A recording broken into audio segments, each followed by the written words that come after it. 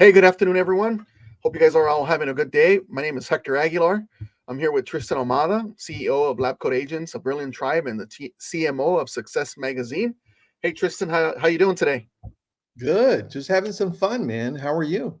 I'm doing great, man. Having a good time. Trying to get educated and provide some value to our consumers and our in our market, right? In this time of uncertainty, there seems to be a lot of noise going around, and so I wanted to first of all thank you for making some time for us, and second of all, also to kind of get your insights and unpacking what's the talk of the town over the last 3 weeks, right? Which is unpacking the NAR settlement and what it means to consumers, right? That's what we're going to talk about today. So, what's your take on it, Tristan?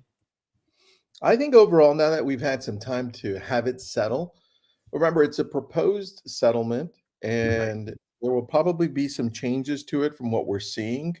We don't know what those changes are, but we have until about mid-July, unless they push it to a later time.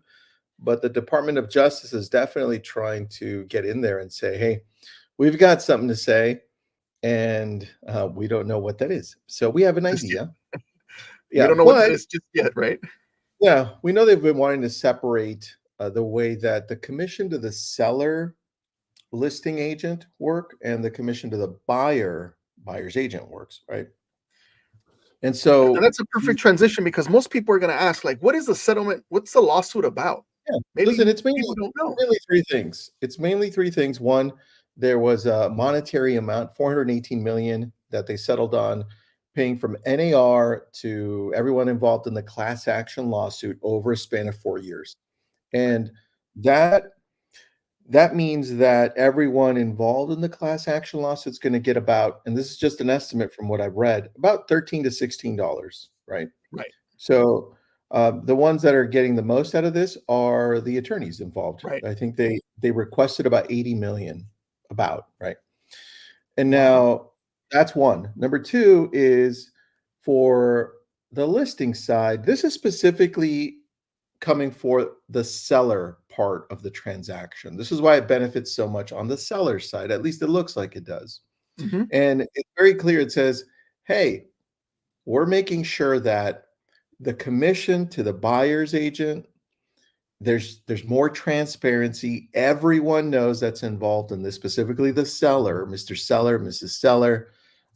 Just so you know, part of this percentage, we charge one, two, three, four, it doesn't matter what you charge. Part of the percentage is going to go to the buyer's agent. And they can Right. come and say, well, no, we don't want that. Say, great, what do you want? Right.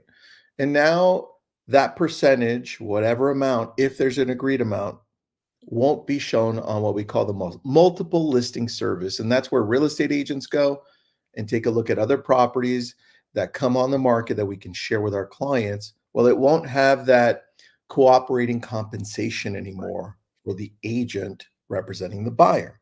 Right. And that's because they were saying, well, if it was in a place and it kept on showing the same amount, two and a half, or three, whatever it was, in a sense, it's saying, hey, wait a second, that goes in against the antitrust law, which means that Hmm. we're setting a price of how much buyers agents are getting paid, and we're not giving an opportunity for negotiation, right? Right. So with that, they said that's how it's going to roll, so that we make it a more transparent playing field. I think if it's done one thing on that piece, is that it's allowed for the conversation to flow more freely. And man, I've talked to so many sellers. This is what baffles me. Some agents that do zero business say, oh, no, the client won't bring it up if you don't bring it up. I'm like, dude, you are crazy. Almost Yeah. every conversation I've had, I did a listing presentation yesterday and they brought it up. It's going to happen. So Absolutely. So make yourself knowledgeable on how it works, how Right. to explain it. And dude, yesterday's listing presentation was amazing. They bring it up to say, how does it work? When does it take effect? I said, well, Mhm. it's proposed. Not sure if it will take effect in mid-July, but here's how it rolls, right? You now deconstruct the commission. It's simple, no MLS towards the buyer's agent. Right. And it says, Tristan, what do you think we should do? I'm like, well, our job is to bring in the most amount of possible buyers to your home. Correct. And the buyers agents are typically working with 3, 4 solid great buyers that they've done a good job on pre-qualifying or pre-approving. Right. And some of those at your price point may choose not to see your home because they have to pay their buyer's agent and they can't afford that on top of it. So Right. unfortunately, it's not that they don't want to go to yours. They may not show up because they can't. Correct. So my suggestion is if you want to hit up everyone and have your best opportunity of doing this, let's offer them something. But Correct. that's up to you. And they Correct. said, well, why don't we offer them what it used to be? I'm like, well, remember, it's always been negotiable. So what does that look like? What does that look like?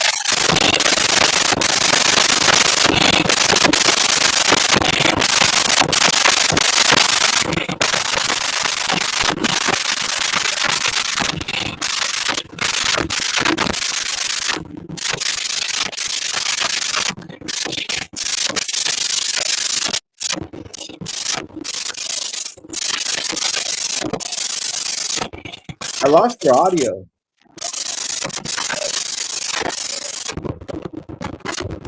Let me see if, hmm, let me see here. Give me a second. I can hear you. Can you hear me? There it is. For some reason, it switched off my audio and then it shut off Oh, my computer there.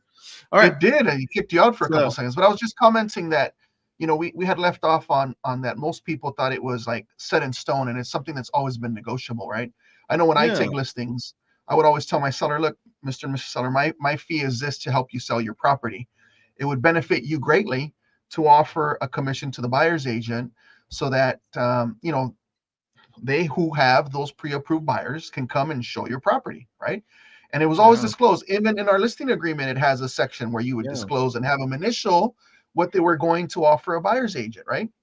And I know yeah, that the lawsuit talked a little bit about, and I don't want to dwell too much in that, but the lawsuit said that because the sellers were paying the buyer's agent, that they were in collusion in terms of maybe not getting them enough on their property, an offer on their yeah, property. And the truth is, it would drive the price up, right?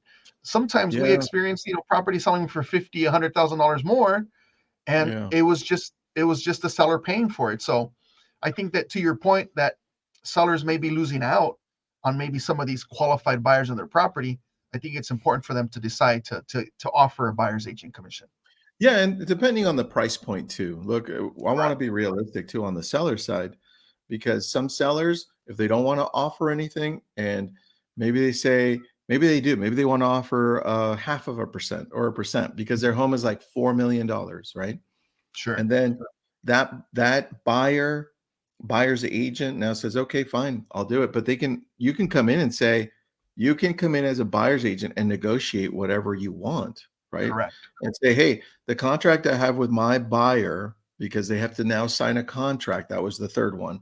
They have to now Right. sign a contract with every buyer for either a specific property or the length of the relationship, right? Or Hmm. however they want.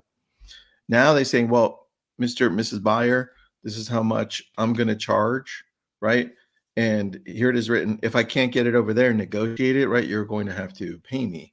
That Correct. kind of feels kind of foul on the buyer side because check this out. I'm selling my home for 4 million. I now become a buyer. What do I expect? Do I expect now to Correct. pay for an agent or how does this work, right?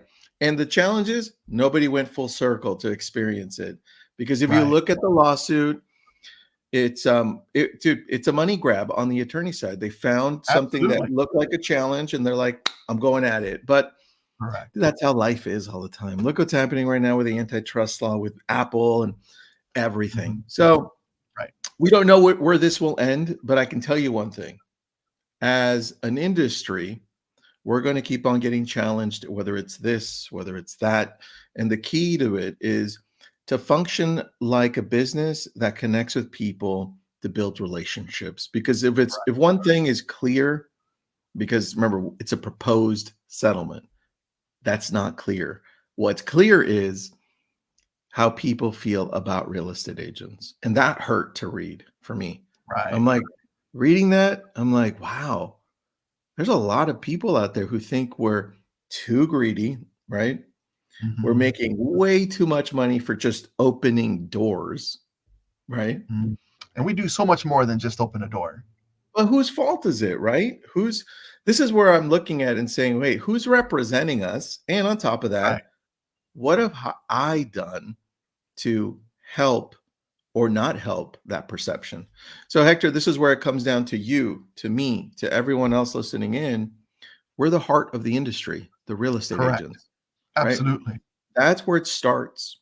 And we need to do a better job of making sure that we're running a business that focuses on the actual people we're trying to help, right? Without a doubt.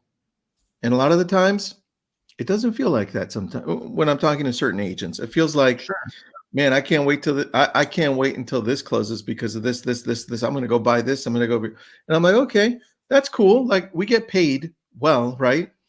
But let's put everyone that we're helping first. How are they feeling when we contact them? How are they feeling after? And it becomes a Right. challenge if we don't put the people we want to connect with first and their needs first, because that's how you build a strong long-term business. Because if it comes down to trust, my past clients, my core sphere, most of them will be very comfortable paying whatever it is I decide to charge because I have trust, they have quality with us, and we've got a Correct. proven method over a long period of time that works. Right. And I tend to agree with you. I've been in the business 20 plus years as a realtor. I've been in the mortgage industry for close to 10 years. So I've been in this in our industry for 32 plus years. And I Damn. always come from a position, right? How old I were you, always like 10? I was probably 15. I'll be 53 this April, but thanks for that. No, man, I always approach my clients with the absolute truth, honesty. Our buyer agency and agreement calls for it, right? If we explain the contract, what they're signing, we have to review it with them and let them Uh-huh. know every step of the way what it is we're going to do for them aside from just opening a door. And I would gather to say, Tristan, that buyer's agents probably have a harder or difficult job than a listing agent, right? Because a listing agent, you would say, getting the listing is tough, absolutely. Providing, your value to say, hey, choose me to help you sell your property. Yes. But the truth is, buyer's agents have to do so many things to make sure their Uh-huh. clients are number one, pre-approved, figure out what their budget is, what their needs are, explain all the disclosures to them, make sure you take them through a complete, walkthrough and what that means to them, help them negotiate on repairs or credits if needed. There's so many Yeah. other things uh, that are involved around being a buyer's agent that I think it's a little bit tougher, a lot more actions or actionable things to do than a listing agent, right? I'm not I'm not diluting the importance of a listing agent, but I am saying that it's not as easy as maybe the market perceives our job. We're not just opening doors for people. And I think that's Mhm. important to understand. Like you said, Yeah. your clients and my clients won't have a challenge paying me what I believe my job is worth, my Yeah. exercising my actions for them, right? And so I think it's important for them to understand that this is just a proposal, right? It isn't set in stone. As of right now, it hasn't changed. But come maybe, Mhm. like you said, mid-July, there are some changes that are come, and it's definitely going to affect their pocket. So I think it's Yeah. important for them to understand how this is going to impact them financially.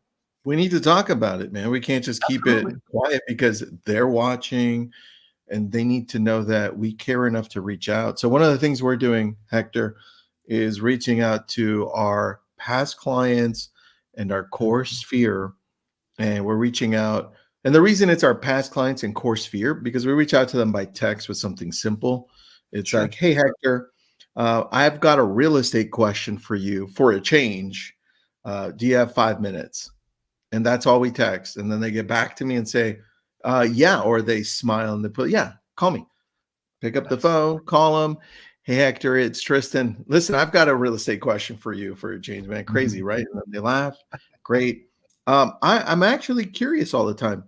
So this is where it stemmed from. I'm like, I wonder what my clients think about this because then it could also put you in the spot. And that's why some people don't want to call, right? Right. It's like, did we did we outline everything like we were supposed to on the sale of their home, or did they not know? What the hell, right? Am I opening a can of worms? Sure. Uh, but we didn't. We did everything right, right? So call them up, say, "Hey, Hector, listen, what do you think about what's happening with everything about real estate on the news right now? Mhm. I'm just calling all of our past clients and our core people to ask." And then they shut up. And then they say, "Well," and then they say things like, because we've been doing these calls, "You're talking about the whole 6% thing, or are you talking about what they're saying, the whole buyer's agent are not going to get paid anymore, or the commission's going away? Is that what you're talking?" I'm like, "That's exactly what I'm talking about. What do you think?" And then I shut up and listen some more. Mhm. And then they'll tell you everything they think. And here's the cool part, Hector, because uh, we tend to get taught to do things not in this order, but in this order. Now I'm waiting because I asked a question. I'm listening because now it's valuable information. I'm like, okay, how do my clients think? And then they ask me, "Tristan, what do you think?" And that right there is the most important piece for our business, because Absolutely. now they're coming back to us and saying, "Well, what do you think?" And they're listening because they asked the question.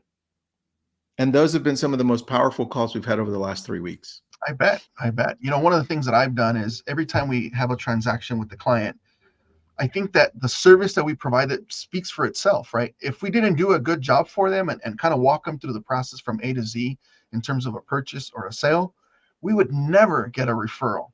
But see, I'm grateful and proud to say that the majority of my business comes from past client and sphere of influence referrals. Why?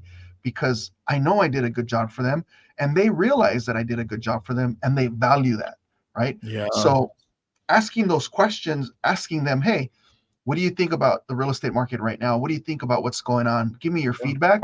I value their input because that helps me improve how I deliver service to them as well. So definitely a key Because we key. care, man, because We we absolutely care. do care. Yeah, Absolutely. we run business differently, you and I, and it makes a difference to hear your clients out and say, "Hey, this is the situation," or "This is what's Mhm. happening," or "This is what I think. What do you think?" Big Right. opportunity to show a different side of real estate, because I wanna control the narrative of how my consumer, my audience thinks of me as a real estate agent. Absolutely. So moving forward, what do you think are some of the options that buyers will have in terms of being able to pay the buyer agent compensation? It's too early to tell, but this is how it would probably happen if it stayed the way it stayed right now. Mhm. Number one is obviously there's a fee that the buyer's agent charges, and then the buyer would have to pay that. That also allows for a lot of companies out there to come out and say, "Well, hey, I charge a set fee now. You could just Correct. use me," right? So you're going to Mhm. see a lot of companies pop up that are like, "Help you sell," but now it's like, "Help you buy," right? Correct. You remember Help You Sell, dude. We're in the same area.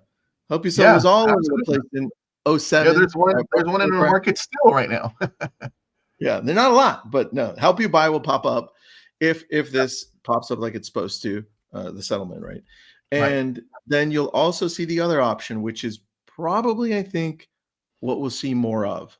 And that's when I take a listing, when you take a listing, the conversations we're going to have with our seller are like the one I did yesterday, which is, hey, if you want to put your best foot forward, realistically, in the world that we live in, it's supply and demand at different levels, not only in the market, but supply and demand on a buyer's agent side from a buyer who can or can't afford your home based on the commission that you're offering to the buyer's agent. Mhm. Because if they have to pay their buyer's agent and down payment, right?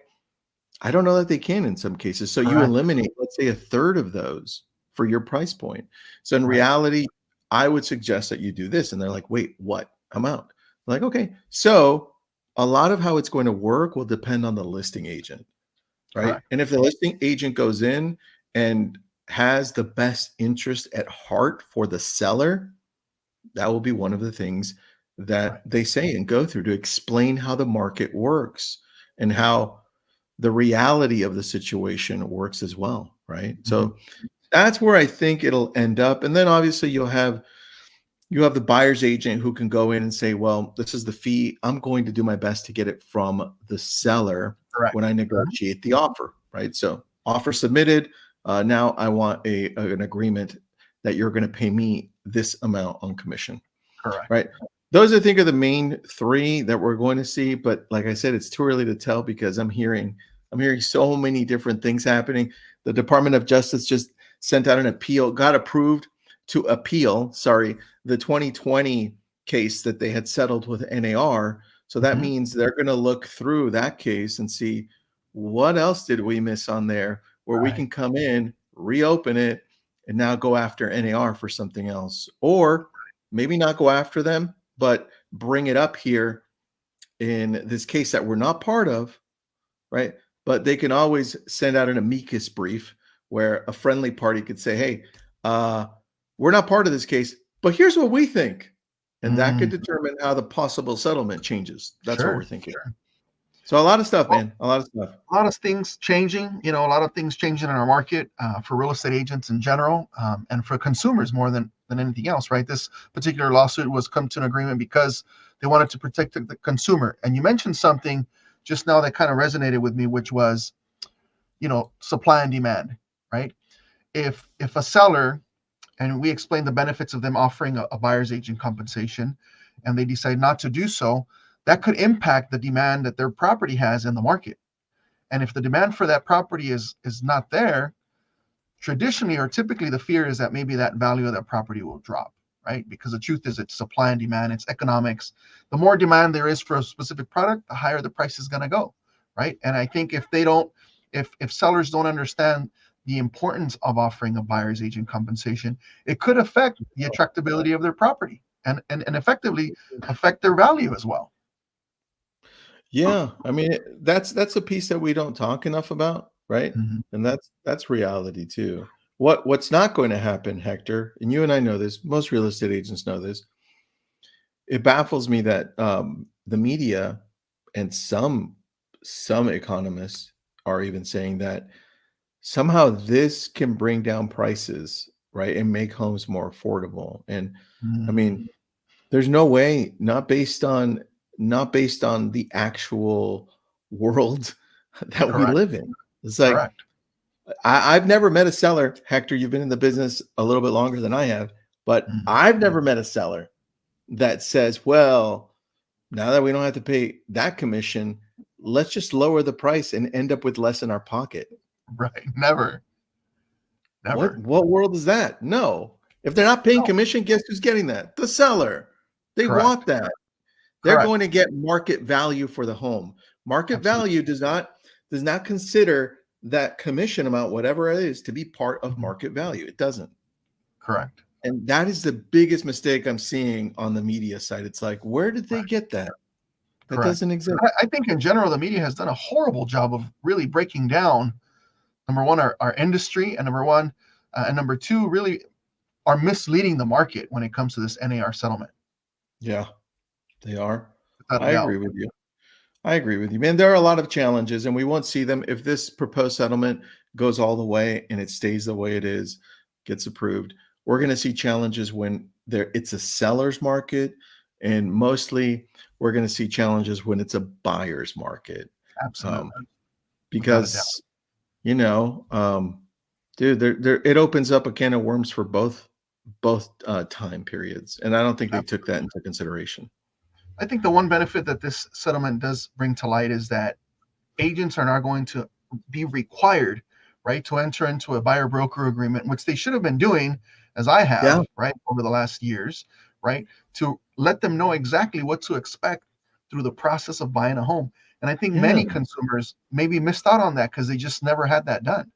So at least that's one thing that I absolutely see as positive. I love that. I love that we'll be able to sit down and say, hey, this is how it works. Now we're working together, right? And this means that I have to show you homes, right? And before I show you anything, you have to sign this. Now the challenge is this, Hector. Once they sign, they're ready, they like it, and then maybe they see a property with another agent, right? Because it happens in our world.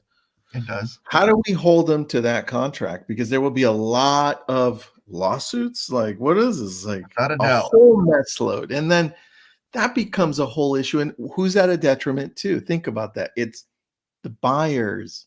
And we were Absolutely. trying to protect the consumer, but Correct. through this now, we're not. Now we've So, opened up a can of worms for them, right? And how do we yeah. enforce it? Do we want to spend the energy to enforce it, right? We could legally because it's a contract, right? But Mhm. some of the things that maybe the Department of Justice hasn't considered or haven't considered how it's going to impact those buyers, Yeah, true. without a doubt. Tough, man. Very tough. Well, anything else that you want to comment on in terms of closing Yeah. on the subject? Last thing, it's an opportunity for all of us to Absolutely. reanalyze our mission, our vision, our values to make sure that they connect with the audience that we're trying to connect with and trying to engage with. Because if you focus on that, everything else starts falling into place over a longer period of time. But this isn't a short race. This is a long marathon where I want to Absolutely. build a career and business out of this and continue to connect with people so that I can build relationships. That's what real estate is about. Absolutely. I look at it as being a professional, right? If I was an attorney or a doctor and I went to go take a visit, I would expect the doctor to ask me questions. What are your ailments? What are you feeling? I would expect an attorney to ask me, like, hey, what's the matter? How can I help you legally? What do you need my help for? Right? Yeah, I wouldn't just expect to go into one of their offices and the doctor's going to go, oh, well, you need surgery here. Well, how do you know? Right? And as professional real estate agents, our job is to ask the consumer, hey, what are your goals? Where is it you want to live? What's important to you? Is it school district? Is it location? Is it commute time? What's important to you? well, it And is. Yeah, asking those questions and having that buyer representation or consultation with them is going to assure that you're at least asking those questions, right? So true. I'm excited about it. I'm not worried about it or concerned. I think many agents in the market that are feeling that way, it's because maybe they never did that in the past. But in all of this, like I said, you and I agree that this is going to be a good thing for the consumer in the end. And will there be challenges? Absolutely. Nothing is going to be solid, right? We've learned that throughout the history of our career. Our industry, real estate, is always facing a challenge and a change. So, Yeah. I receive it openly, and I look forward to seeing what the DOJ, brings forth, come this July. Like you said, it's just a proposal right now. It hasn't been ratified just yet. And I think there's going to be changes now that the DOJ has given the green light to kind of reopen the case and see what else they want to add to it, right? Yeah, they got a green light to open the case in 2020 that NAR Right. won against them, right? Correct. So they could be like, well, we don't have to go all the way here. If you just make some changes over here to this proposed settlement, that's what's Right. probably going to happen. Right. And I look forward to it. Lots to anticipate here this coming July. Once again, I appreciate you spending some time with us and sharing your insights on this NAR settlement and some of the changes that are happening to our industry. Always grateful to have you on. Thank you for making the time. Once again, I'm Hector Aguilar with Aguilar Realty Group here at eXp Realty. Thank you, Tristan, again for joining us today and understanding a little bit about the NAR settlement and how that's going to impact consumers. You guys have a great day, and I look forward to seeing you guys on our next live stream. Take care.